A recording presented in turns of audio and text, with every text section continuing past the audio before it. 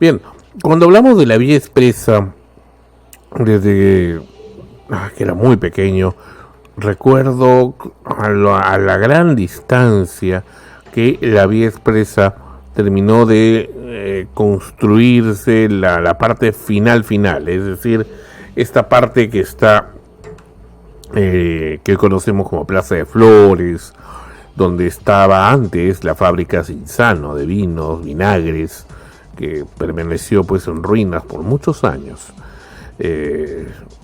Y bueno, esta parte, especialmente esta que pasa por la bajada de la quebrada de Armendáriz, todo esto lo hicieron ya, digamos, en algún momento de los 70s.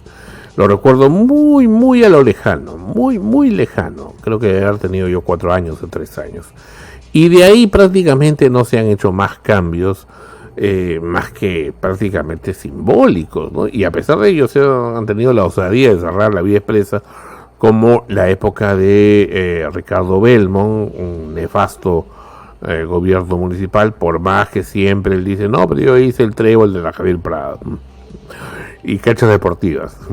Pero bueno, hay que decir las verdades. En la época del gobierno municipal del señor Ricardo Belmont, creo que ahora tiene la osadía de querer presentarse a la presidencia de la República. Pero en fin, en esa época era muy frecuente, así como lo escuchan, que se cierre la vía expresa y o el circuito de playas, principalmente los días domingo. ¿Para qué? Pero no era que una vez al año, no.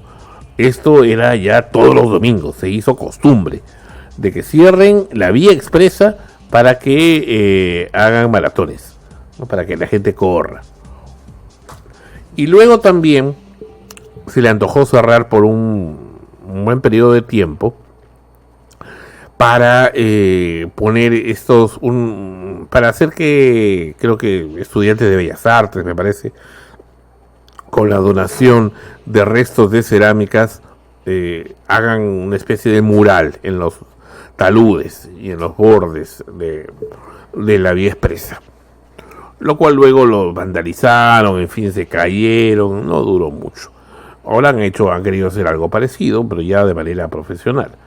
Ahora, pero fuera de ello y fuera lo del tema del metropolitano que hicieron ahí, ustedes saben que esta es lo que siempre Bedoya Reyes, el famoso impulsor, el creador de la vía expresa, había dicho muchas veces, que en la parte central de la vía expresa que hoy conocemos, que va entre el cercado de Lima y Barranco, esa parte central, ¿saben para qué era? Era para un tren. Iba a pasar por ahí un tren que iba a ir hasta Chorrillos, porque originalmente, hay que hacer memoria, lo que pasa es que siempre digo y seguiré diciendo hasta siempre, el tiempo es un verdugo implacable, se come la historia y mucha gente no lo sabe, como Jorgito, que hoy duerme el sueño de los justos y de los injustos. Pero bueno, antes que hicieran la vía expresa, eso era la avenida Paseo de la República, una avenida ancha, que ya tenían proyectado construir algo ahí, un viaducto, no sabían exactamente, una carretera, una autopista. No, estoy hablando mucho antes de la construcción de la vía expresa. Estamos hablando de los años 30, los años 40, años quizá ya un poquito de los 50. ¿Todavía lo recuerdas? No lo recuerdo, pero ya. me documento. Ya que lo hablabas como si lo recordaras. No, pero bueno, luego ya se había planificado que iba a hacerse la vía expresa, pero no había cuándo empezarla. Entonces, pero seguía ahí. Ya en algún momento de los 60s, ahí empezó la gracia. En los 60 ya en firme. Y ahí hicieron algo como lo que está haciendo el señor López Aliaga, así a la miércoles, ¿no? El que no le guste, pues a llorar al río. Expropiaciones a diestra y siniestra. Inclusive, si ustedes se fijan, quienes viven en Lima, en la Avenida México, en el Puente México, hay una oreja que vienes desde la Avenida México y volteas como yéndote hacia el sur por la vía expresa, y como una oreja que para bajar, ahí hay una casa que está en el medio encima de la oreja, porque esa casa pertenecía a una calle y ellos finalmente decidieron no irse. Se pusieron firmes, hicieron todo un laberinto. Hasta les cortaron el agua, la luz, fue todo un chiste terrible, pero se mantuvieron firmes, no sé con qué medidas legales, y no los desalojaron. Y hasta ahora siguen, claro, siguen ahí aislados, ¿no? Es un lugar, algo ya típico, pero bueno, están ahí. Pero fue uno de los pocos casos, porque todo el resto al final fue demolido. Por eso es que, bueno, y ahora ya no mucho, porque ya han habido muchas nuevas construcciones de edificios, en fin. Hasta los años 80, 90 inclusive se veían todavía restos de construcciones como que en el borde del Paseo de la República, en Miraflores, especialmente también en el Cercado de Lima, La Victoria, como que estaban partidas, ¿no? Cortadas. Claro, esa era la razón. Muchas de ellas son viejas, ya los terremotos las han tirado abajo, y bueno, han construido edificios, condominios, qué sé yo. Pero bueno, el punto es que fuera de ello, decíamos que eso iba a ser un tren, pero al final lo utilizaron para, ya en los años 70, para los famosos Icarus. Los Icarus eran una marca de autobuses que eran con una especie de manga que se permitía voltear, era lo novedoso, que llegaron en la mitad de los 70. Ya luego en los 80 ya comenzaron a mejorar ya con los Marco Polo, etcétera, y los famosos ENATRU, la Empresa Nacional de Transporte Urbano, una empresa peruana, privada. No, perdón, del Estado, ya que tenía un número determinado de rutas y tenía rutas que iban por la vía expresa. La A, la B y la C, y punto. Pero bueno, fuera de esa situación, al final fue el disloque, porque creo que esto ya fue en los 90 que permitieron que entre lo que sea, cualquier empresa de transporte público podía entrar por la vía expresa, y pues encontrabas largas colas de vehículos de transporte público para cada paradero. Entonces hasta una cola llegaba hasta el siguiente paradero, inclusive era terrible. Entonces prácticamente tenías casi la totalidad de la vía expresa, especialmente en horas punta, en la parte central llena de buses, ¿no? Que no tenían cuándo avanzar y tenían que avanzar como un gran bus lentamente en esa zona. Entonces no cumplía el sentido de la velocidad, ¿no? que se pretendía. Además que era muy inseguro. Yo he viajado prácticamente colgado de uno de esos buses, con el riesgo de que en un momento ya te termines de caer. Entonces a veces ya decía, ya pues ya me doy, pues no, me caigo, ya pues ya fui, ¿no? Y la providencia ha sido que me ha protegido. Gente que sí se ha caído, se ha herido o ha muerto, ¿no? Porque esto era una situación tal que tenías que ir a trabajar o tenías que ir a estudiar. En mi caso tenía que ir a estudiar. Y tenías que... llegaba el bus con una mole de gentes, más o menos unas, no exagero, unas 40, 50 personas colgando de la puerta del bus. Como en la India. Sí, colgando, ¿eh? No es como ahora que en el Metropolitano lo cierran. No, acá colgaban, ¿no? Entonces, ya no tenías ya dónde entrar. Y encima de ello tú tenías que ver cómo podías entrar. Entonces te tenías que sumergir ahí y agarrarte como pudieras del metal del tubo para poderte sujetar. Y muchas veces, yo recuerdo una vez que estaba con mi reloj y meto la mano ahí al metal, al tubo para agarrar, y la saco y ya no estaba el reloj, ¿no? Entonces así de gracioso era, ¿no? Y una era la mano, los brazos, y otra era el pie, donde lo ponías para que no te termines de caer, ¿no? Ese era lo difícil. Y los buses iban a velocidad, entonces tenías que iban a velocidad, y en una de esas pues como que te podías caer, y a veces te querías rascar o algo y no podías, ¿no? O se te quería dormir o te daba un calambre o algo y no te podías soltar por supervivencia. Entonces imagínense si llevabas la mochila llena de libros y cosas, pues era aún mucho más incómodo. Eso era muy usual. Pero luego ya vino ya mucho tiempo después, ya en los 2008, 2009, ya el tema del metropolitano. Eso ya ha sido un tema ya, digamos, novísimo, que también demoró bastante en hacer. Pero fuera de todo ello, el tema del metropolitano, perdón, el tema de la vía expresa había quedado relegado. Ahora vamos a ver algunas notas interesantes. A partir del final de la vía expresa, que es en República de Panamá, hasta donde oficialmente llega ahora y hasta donde se dejó, viene el tema que habían espacios, había un trazado de la vía expresa hasta la Panamericana Sur, hasta la autopista, pero muchos de esos trazados no se respetaron.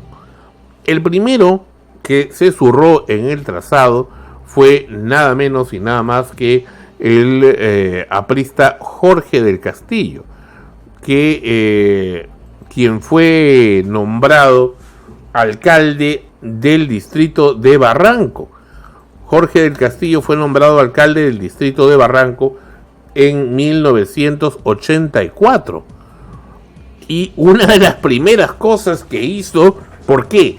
Porque en ese entonces, también en el caso de Lima, se pensaba que Luis Bedoya Reyes, que en paz descanse, iba a ser electo nuevamente como alcalde de Lima.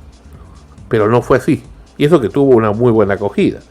Y él dijo, yo voy a continuar la vía expresa. Pero no. Entra Jorge del Castillo y dijo, no, se acabó. Y agarró, y donde ahora hay, creo que ya los desalojaron lamentablemente, digo porque tengo buenos amigos ahí, en el mercado de Flores, puso un centro educativo inicial llamado Víctor Raúl Haya de la Torre, y el busto de Víctor Raúl Haya de la Torre allí. Dijo, nadie lo va a mover. Este es como que ya pone la mano de Dios ahí. No, que el pueblo, que tienen derecho a vivir, etcétera, y eso, la vía expresa es para los ricos. Y se acabó. Y entonces, en los trozos del trazado, algunas gentes comenzaron a construir precariamente y en otros casos con material noble. Inclusive colegios como el Colegio Champañá de Surco, o hay otro colegio más también, no recuerdo el nombre, que también es en Surco, dijeron, bueno, pues no, si lo están haciendo nosotros también. Y lo siguieron haciendo, pero como que lo hacías con miedo y con temor, y lo hacías y no lo hacías, pero ya pasaba tanto tiempo, comenzaron a pasar tantas décadas, y dijeron, ya, pues no, a la miércoles, ¿no? Y es así que se creó una suerte de espacios como de islas. Una de las más conocidas es esta llamada Venegas, que está a la altura del famoso Plaza Vea, donde antes estuvo el restaurante El Cortijo, donde habían puesto pues una serie de talleres automotrices, y pasando eso tenías espacios como vacíos, como en blanco, desérticos, y tenías ahí unas zonas digamos, de seguridad cuestionable. Y aún así ahí construyeron hasta un edificio de 4 pisos, que se lo han tirado abajo ahora, y muchos de ellos se quejan. Callejones, etcétera, que han estado por mucho tiempo allí, ¿no? Y así han construido inclusive losas deportivas, etcétera, pero han sido temas políticos. Obviamente, había que ser muy claro con las personas y decir, ok, mientras no se construya la vía expresa, vamos a ocupar esto. Pero punto, ¿no? O sea, ya no generar esperanzas a la gente en que ese territorio va a ser de ellos, pues, para siempre, ¿no? Y ese es el tema. Y inclusive se han dado títulos de propiedad. Pero ahora Rafael López Aliaga está empecinado el 1 de enero a empezar ya la construcción del Zanjón. Bueno, técnicamente ya le empezó, ¿ah? No, empezó a desalojar, a la mala. Ya, pero claro, pero ya... No, me refiero ya a la construcción, ya la no, saca. pero es que eso ya es parte de la construcción. O sea, el desalojo es la primera etapa de la construcción. Me refiero a la etapa ya de comenzar a hacer. De ensamblaje, podría decir en todo caso. No, de hueco. No, eso. Claro. Entonces, ahí no creen en nadie. O sea, pobre y rico igualito caen. Y bueno, yo mismo he visto hasta más edificios, ¿eh? Y eso, ¿cómo lo han construido ahí?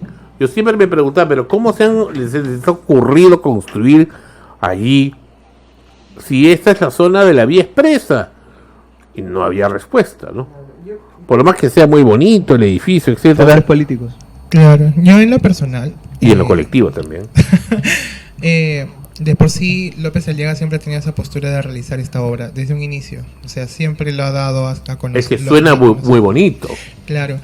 Ahora, el hecho de que ya esté realizado estos desalojos a las personas que están, entre comillas, no voy a decirlo fuerte, pero invadiendo la zona de la Vía Expresa Sur,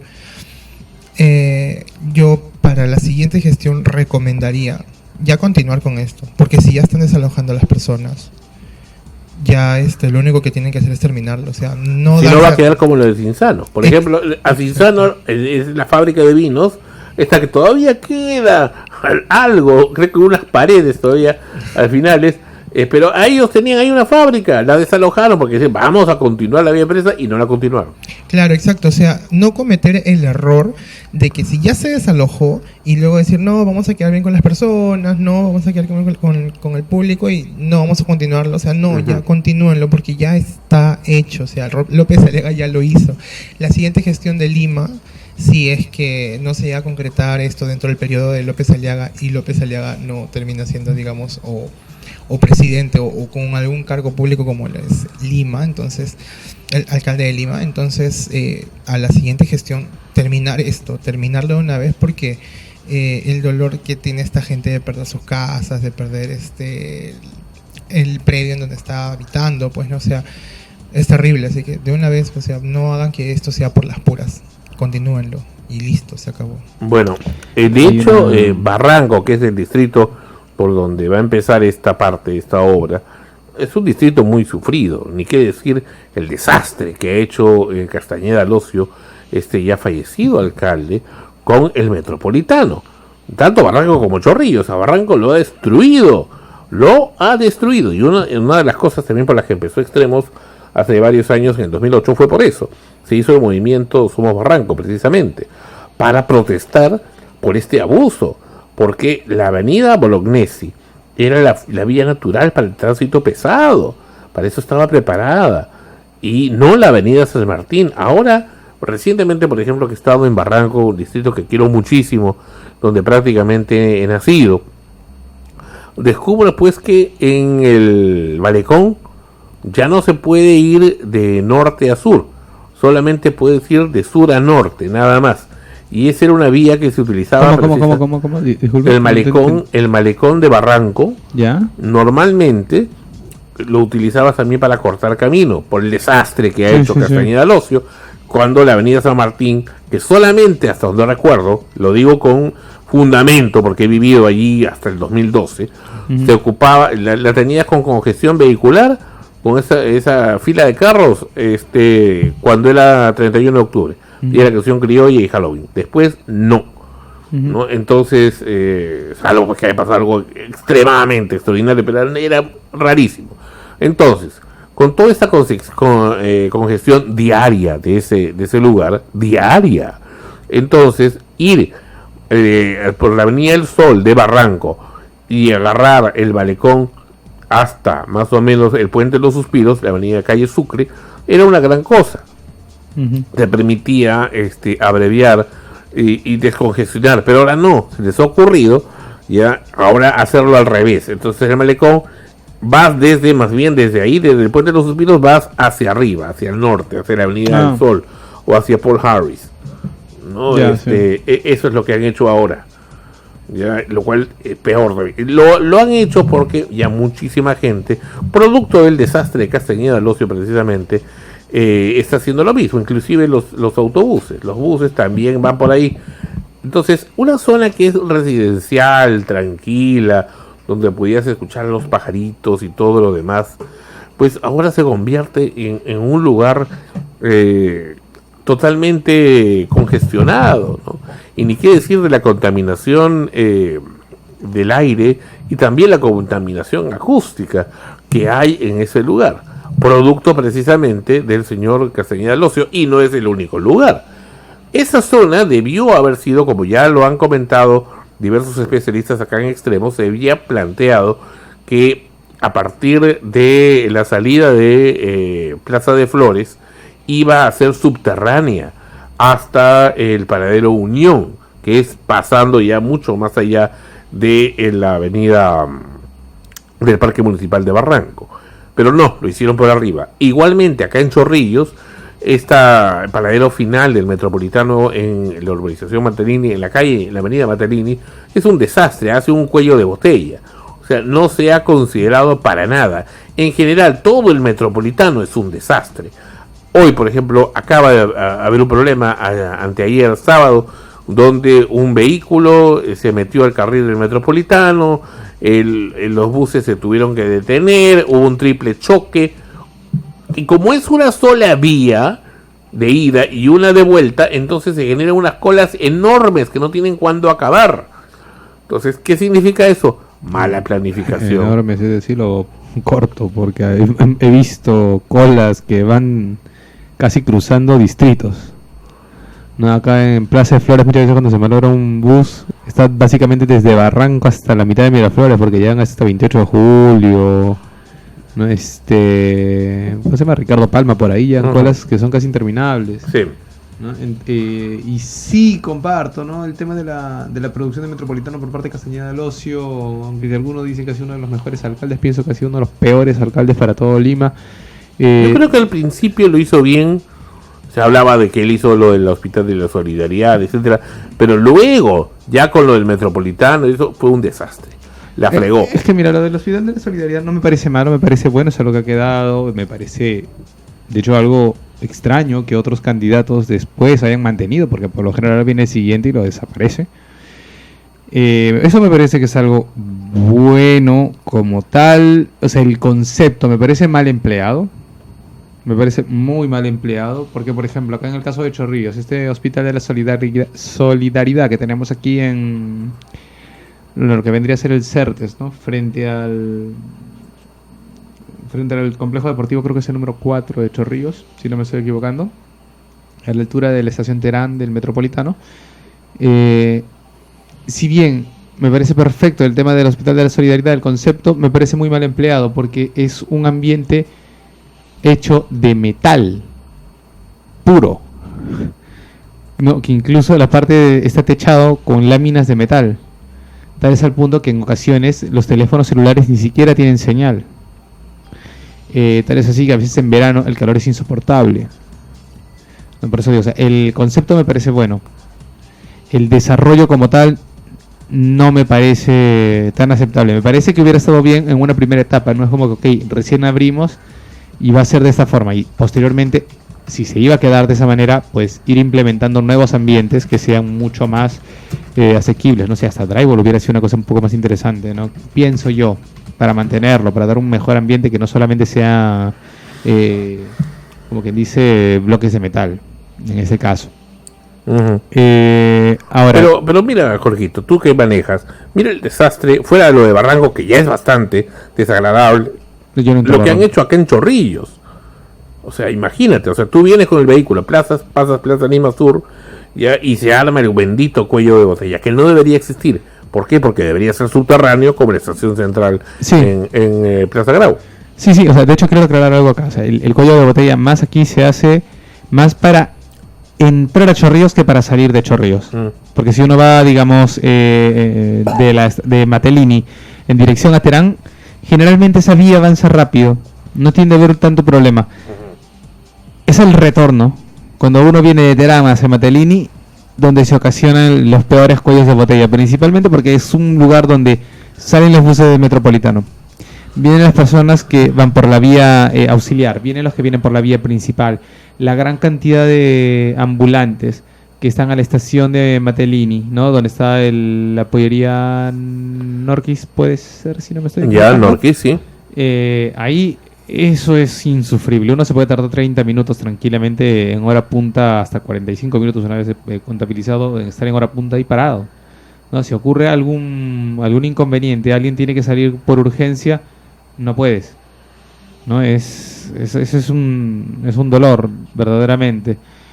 Ocurre en el resto de las vías del Metropolitano. Los carriles del Metropolitano son tan estrechos que efectivamente, como dices, no pueden. Si se malogra uno, ahí quedó toda la experiencia.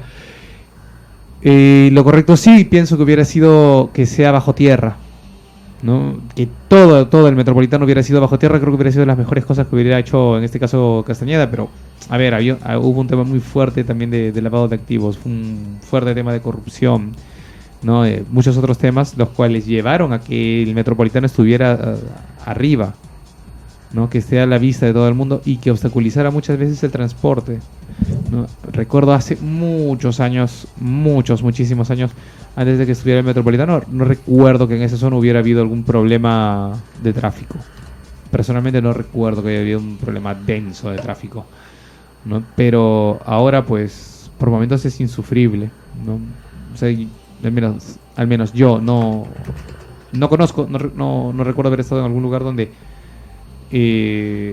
una terminal como esa esté tratada de esa forma, ¿no? O al menos toda la vía del Metropolitano así tratada de esa forma. Generalmente en otros países los buses privados del Estado o de empresas privadas pues se mueven por las calles normales, no es que ocupen un carril en específico, y cuando ocupan un carril generalmente o están bajo tierra o sobre tierra, pero no están a la altura comiéndose gran parte del transporte. Ahora, hay una cosa que también quiero aclarar que es cierto: vías más estrechas o vías más amplias no generan tráfico.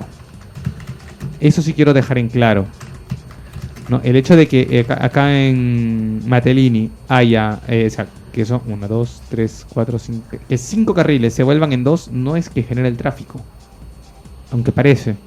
Lo que genera el tráfico es la pésima educación vial que tienen las personas, porque en lugar de ir de uno en uno, del turno que le corresponde, ¿no? De que pasa uno, el otro espera, avance el otro, o cosas así, acá todo el mundo se quiere meter.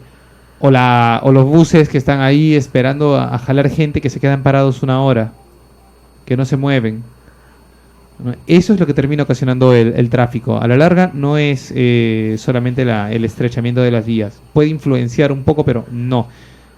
Y esto ha pasado en diversos países, incluso en Estados Unidos, que han agrandado carreteras pasándolas de 2 a 6 carriles, y lo único que han hecho es que haya más tráfico, ¿no? A la larga lo que se llega a la conclusión es que no es vías más estrechas o vías más amplias, sino es educación vial. Las personas acá en Perú tienen una pésima educación vial. Pero fíjate acá en Chorrillos, cómo tienes ahí una auxiliar y tienes una principal que tiene creo que 4 carriles. Entonces tienes ahí 4 más un carril, 2 carriles, inclusive tienes 6 carriles.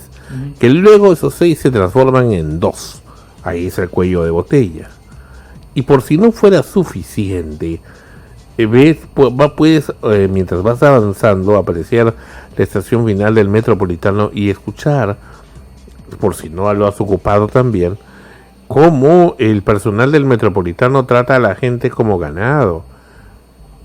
No sé si has apreciado. Eso es en todo el mundo, Sandro. Eso no es acá. Ya avance, ya. Pero eso es en todo el mundo. Y la gente corriendo. No, pero es que eso es en todo el mundo. Y eso está bien. No estoy diciendo que esté bien, pero me refiero que es algo que eso pasa en todo el mundo. Esto es como Belmont, ¿no? Que decía que en todo el mundo hay las barras bravas y por tanto deben ser aceptadas. No estoy diciendo que esté aceptado.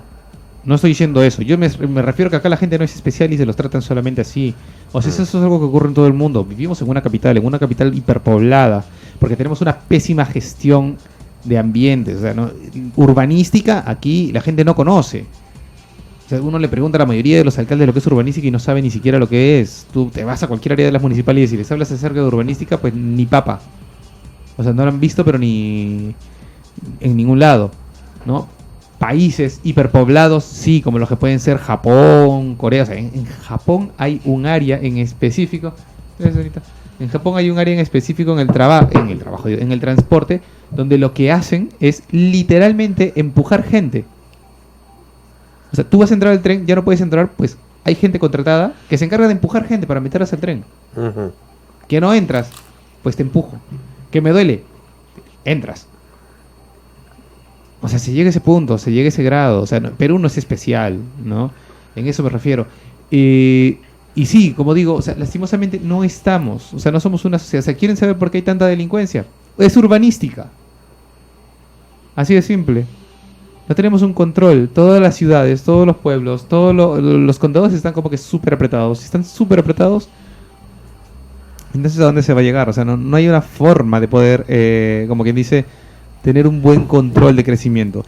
Entonces, mientras más aumente mientras más aumente la población, mientras más aumenten esos ambientes, pues es más complicado, ¿no? O sea, el tema del metropolitano, si bien a la larga me parece muy pésimamente mal gestionado, gracias.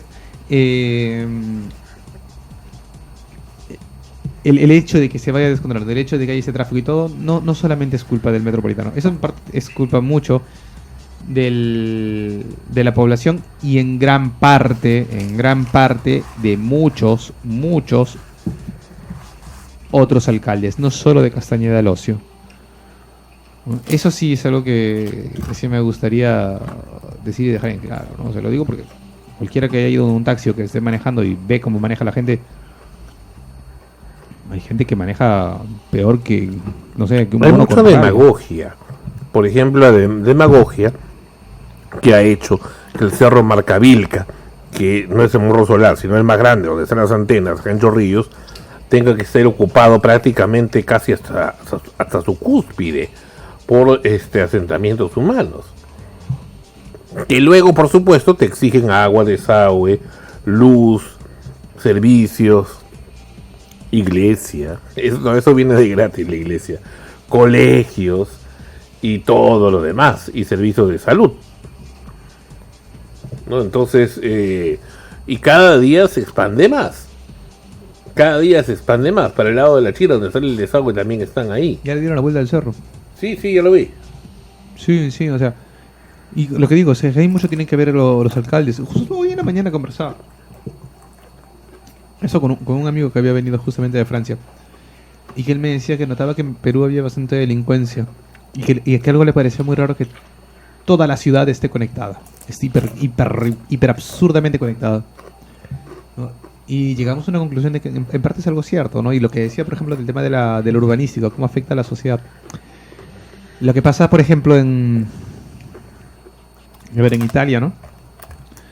Tienes en Lombardía, que es la región, como acá sería Lima, tienes la capital, que es Milano, ¿no? Que Milano puede tener todas las zonas que tenga, ¿no? Como quien dice los distritos. Pero una cosa son los distritos centrales, por así decirlo. Y luego tienes la periferia, que son los paisinos, ¿no? Que es como quien dice, una cosa es Lima, cercado de Lima, ¿no? Y la Victoria, por así decirlo, que todo ese es el centro directamente. Un bloque. Claro. Y de ahí, no sé, Lince, por ejemplo, no debería por qué estar pegado a Lima. Lince debería estar separado, ser literalmente un pueblo aparte. Lo fue. No, digo debería, no estoy diciendo que sí lo fue. Eso, o sea, debería, o sea, es el tema de urbanística. O sea, tiene que haber un orden de crecimiento. Porque si aíslas a los pueblos, cuando también hay temas de delincuencia y ocurre algo, sabes dónde. Sabes que solamente van a salir y van a entrar por un lugar. Y si salen por otro lado, pues ¿qué van a tener? De repente van a tener campo libre. A ver y persigue una persona por campo libre. O sea, van a ser 3 personas de repente en una moto corriendo por un descampado. O sea, imposible que los pierdas. No, ya si los pierdes, ya pues, o sea, hay serios problemas. No, pero eso debería pasar, ¿no? Y si vas bajando, igualito, Miraflores debería ser otra zona separada. Barranco, otra zona separada. Chorrillos, otra zona separada. Y debería ser así. La forma correcta, en realidad, de haber hecho toda una ciudad debería ser de esa manera. Si no hubieran habido tantos malos tratos, entre comillas malos tratos, con diversos alcaldes que han permitido que estas cosas ocurrieran. Y ahora tenemos una hiper mega ciudad que nos da una característica muy interesante, ¿no? Que es justamente el hecho de que Lima parece que todo está pegadito, que todo está cerca, a pesar de que todo está estúpidamente lejos muchas veces. Y lejos, no porque sea realmente lejos. El expresidente ya fallecido Fernando Belaúnde Terry quiso en su segunda gestión, 1980, crear, es más, hasta lo anunció, una nueva capital para el Perú que iba a ser Constitución, en Huánuco, en Ceja de Selva. No funcionó, por supuesto. Que Lima iba a seguir, pero que ya todo, digamos, Palacio de Gobierno, el Poder Judicial, todas las instituciones principales, los ministerios, todo lo principal se iba a ir a Constitución. Y ahí ha quedado abandonada, por supuesto, Constitución. Constitución sí existía, bueno, era una pequeña ciudad, le pusieron ese nombre precisamente, en honor a que habían retomado la Constitución precisamente del 78. pero no se llegó a concretar. Pero es que uno de los grandes problemas del Perú, bueno, no sé si decir uno o son muchos, ¿no? Es que todo se centra en Lima, y así fuera, cambiáramos de capital, todo se centraría entonces ahora ya. Porque no hay un trabajo a nivel nacional y se quiso hacer, o sea, en teoría, ¿no? Ese tema de dividir el país en regiones para que sean independientes en su administración y todo en su gestión, no funciona pues por la terrible corrupción que hay siempre, y el dinero que llega ya nunca llega a ser parte de la población realmente, y tenemos una constante migración. O sea, para el resto del Perú venir a Lima es como los peruanos cuando se van a Europa, ¿no? A Estados Unidos, o en la época en la que se iban a Estados Unidos a realizarse, ¿no? Entonces, en los lugares, hay muchísimos lugares en el país en los cuales ya hemos visto, no siquiera hay una posta decente, mucho menos un hospital, clínicas. No hay centros educativos que realmente sean decentes. O sea, siguen habiendo niños, maestros, profesores, ¿no? Que tienen que caminar kilómetros muchas veces para llegar a un colegio, y este colegio no tiene carpetas o las tiene muy viejas, y tienen que, no hace mucho, yo creo que este mismo año comentábamos el caso de una profesora que se había accidentado, había caído, afortunadamente no falleció, ni mucho menos, pero que había quedado atrapada justo yéndose pues a un colegio, porque como no hay camino, tenía que subir unas montañas, ¿no? Y se cayó, ¿no? O sea, esa es la realidad del país. Entonces, ¿qué hace esa gente si alguien nace ahí y tiene aspiraciones por salir adelante? Pues venir a venir a Lima. No está mala expresión realmente, porque Perú básicamente es Lima. Claro, venir a Lima, ¿no? Entonces llega a Lima y obviamente busca dónde me instalo. Y ahí es donde comienzan, bueno, ya en la época del terrorismo fue mucho más fuerte, ¿no? Que llegaban y se daban estos asentamientos humanos porque la gente no tenía dónde vivir y tenía que buscar un lugar donde hacerlo. Y eso es lo que sigue ocurriendo constantemente. Vas a provincias, a otros sitios, y hay menos gente, y la situación o las circunstancias en las que viven, pues no, o sea, uno que viene de Lima no sabe si podría, salvo pues por una cuestión de paz, de tranquilidad, de la naturaleza, pero para otras cosas no, porque las necesidades básicas, inmediatas, urgentes que pueden ocurrirle a una persona, como son el tema de salud, por ejemplo, no los tienes al alcance de la mano. No tienes ni siquiera un lugar o un centro educativo o una universidad, salvo en algunos departamentos muy específicos para poder estudiar y desarrollarte. Un buen trabajo, ¿no? Una cosa así, que tú digas, acá voy a salir adelante, voy a tener mi casa, mi familia. No, entonces vienen a Lima, y eso va a seguir ocurriendo siempre, pues, si es que no se presta atención realmente a las necesidades del resto del país. Claro, en ese sentido sí concuerdo con Ana Rosa. De por sí Lima es muy centralista, existe bastante el hecho de que todo se tenga que centrar aquí, en Lima.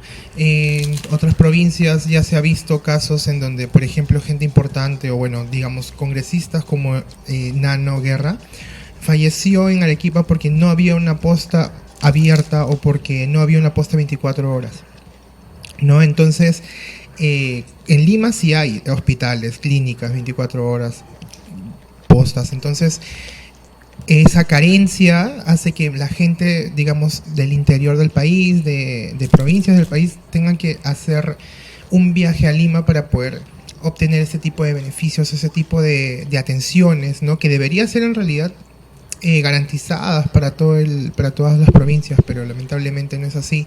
Y este tipo de carencias, de faltas, hacen que ellos de todas maneras tengan que venir a Lima, y con toda la corrupción que hay, con toda la situación, falta, como dijo Jorge, urbanística, genere este problema y se haga mucho, pero mucho más fuerte. Esto es Extremos, episodio número 827 en Sol, frecuencia primera, la señal de la nueva era.